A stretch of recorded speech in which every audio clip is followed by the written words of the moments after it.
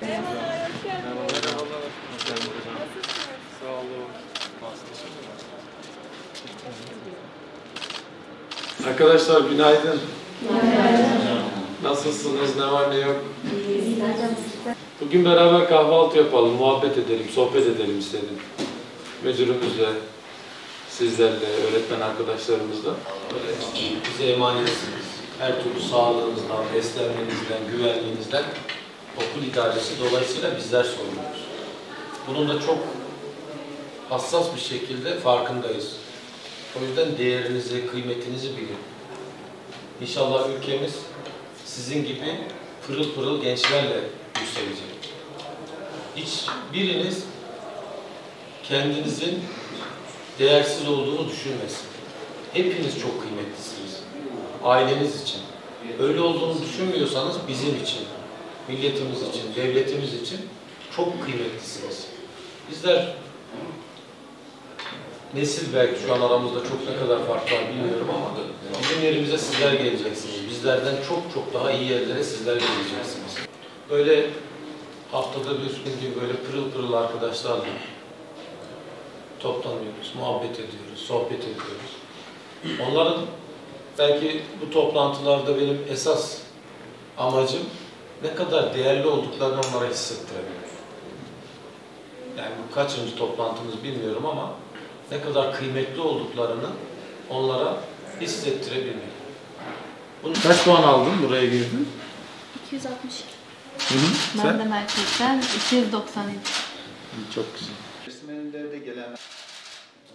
Peki üniversiteden bölümleri düşünüyorsun?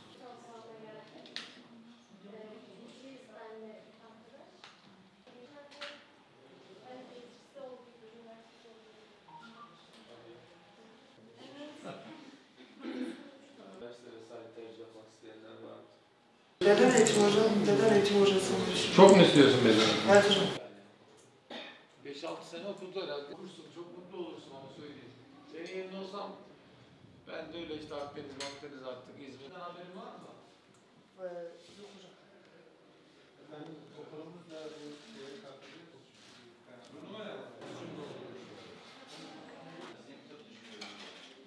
Hangi tıp? Sen canım sen söylemedin. Hocam ben diş hekimi istiyorum.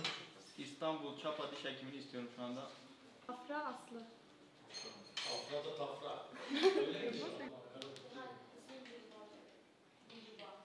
Kendiniz için çok teşekkür ederiz gerçekten. Çok güzel düşünmüşsünüz ve bizim okula gelmeniz de bizim için ayrı bir özel önemi var.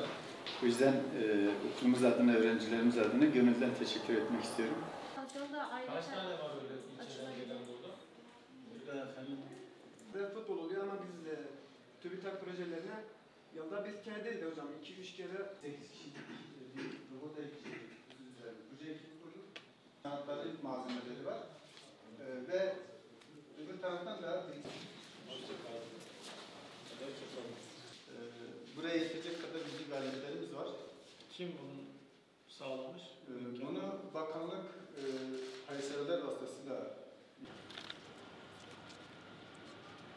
buradayız efendim. Kendi kayamazına gelin.